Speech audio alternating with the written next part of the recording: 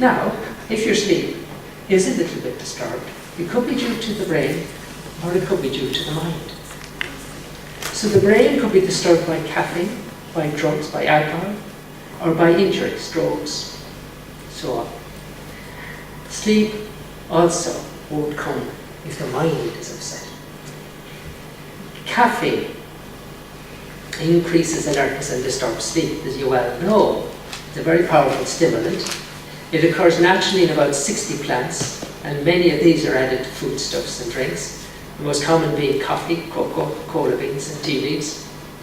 It's readily absorbed, and peak levels occur 30 to 60 minutes after taking it in. But what's very interesting is that 9 to 15 hours later, high doses of caffeine may remain in the brain. So you're taking a cup of tea at 3 or a cup of coffee at 3 and wondering why at 12 and right through to 6 in the morning you can't sleep. The caffeine is in your brain. So be aware of that. Cocoa, Coca-Colas, Pepsi, chocolate, they also have caffeine. Some people take a little nightcap of alcohol, thinking it does them the world of good and give them a great night's sleep. Well, it does reduce anxiety, it does bring on the onset of sleep. Thereafter, it disturbs the pattern of sleep, and you're more likely to wake up, sleep to be broken, and the natural rhythm of sleep to be disturbed, so it won't be as refreshing. And further, it's a diuretic, so then at 3 in the morning you're out of the loo. So alcohol is not the way to do it, nor are drugs. Both prescribed and non-prescribed drugs, they interfere with the quality of sleep. And even the least dangerous of them, the antihistamines, can have a hangover effect that leaves you groggy the next day. Whatever about the prescribed, they can be addictive and they can be dangerous. Remember, barbiturates killed Marilyn Monroe and Jimi Hendrix. So we don't take drugs we possibly can. Let nature run its course.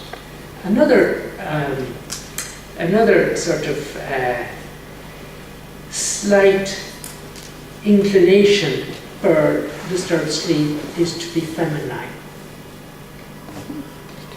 In truth, women suffer more than men from disturbed sleep.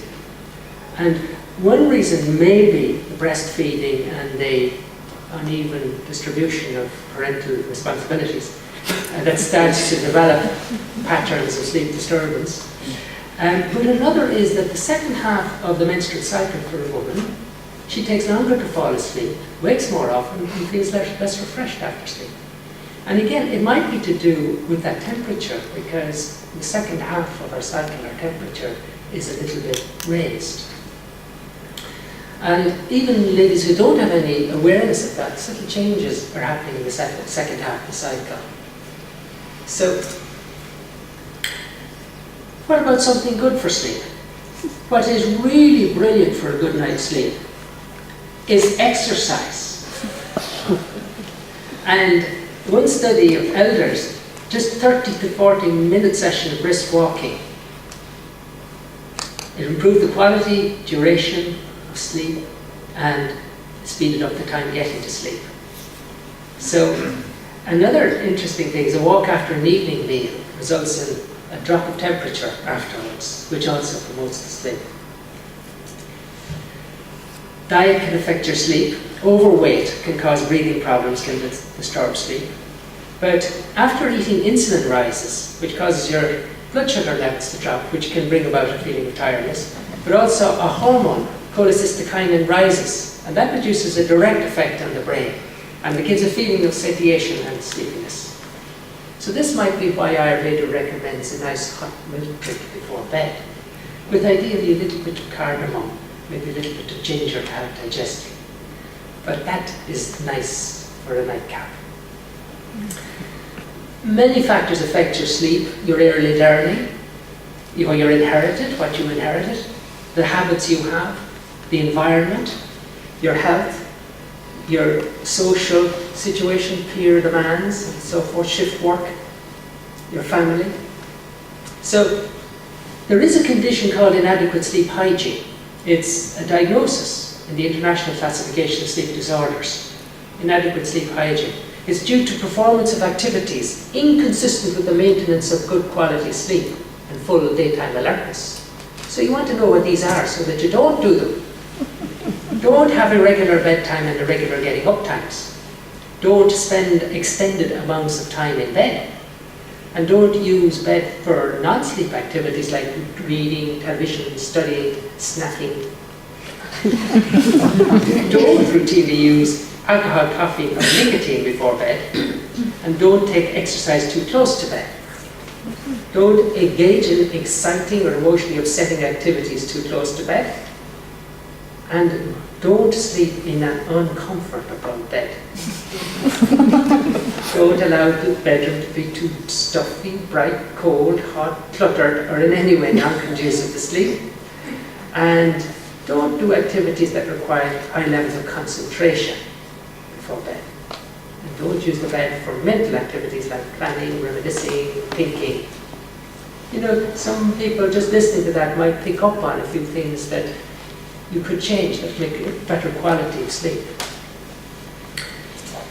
The sleeping environment, light is very important. So thick curtains, blackout blinds, etc.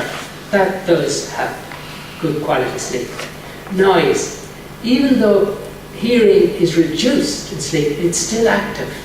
And the heartbeat and the peripheral blood vessels will react to noise even without you awakening.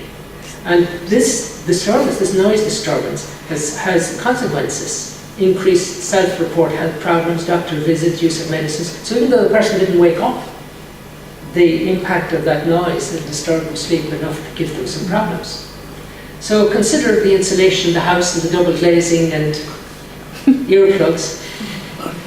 Safety is another factor for good sleep. And the bedroom temperature, cooler temperatures are better.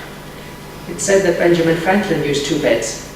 So the when one got hot, he got into the other. And Winston Churchill used 2 beds as well, but that's because he preferred an unwrinkled bed.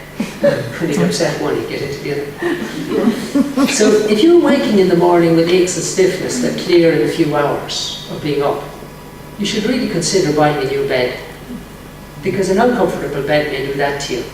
And your sleeping posture, on your back or on your sides, is good. If you lie on your stomach and draw a leg up, you're sort of twisting your spine and putting tension into muscles. If you really want from an Ayurvedic point of view, lie on your right side. Your left nostril becomes more active, and that feeds more oxygen to the right side of the brain in Ayurvedic understanding, which makes for more restfulness. So lying on your right side to sleep. And orientation is good. You know, Charles Dickens carried a compass with him to align his bed north to south, because he felt the magnetic field would have a big impact. Which is interesting thought. In Ayurveda we have a sister branch, the Ayurveda of Vedic architecture, and it would have us have our head in the east, ideally, but not in the north. Okay? So your bedtime routine, you're creatures of habit. So regularity in routine is good for sleep. It settles your vata as well, which helps for sleep. And each night then, the body clock is resynchronized at that time. So it keeps you sleeping better. Even minor changes in routine can have a negative effect on your body clock. So, you know, if you sleep in two days at the weekend, Saturday, Sunday, your body clock has moved forward. So you can't get to sleep Sunday night. It's disturbed, your sleep pattern. So if you need to sleep in, just one is enough on a weekend.